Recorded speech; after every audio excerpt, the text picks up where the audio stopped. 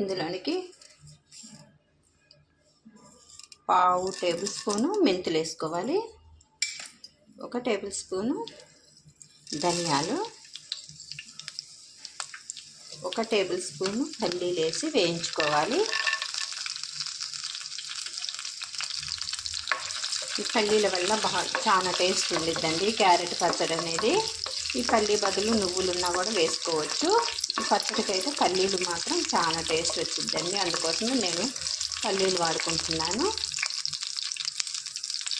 ఇందులోనికి పచ్చిమిర్చి ఇట్లా కట్ చేసి పెట్టుకొని వేసేసుకోవాలి.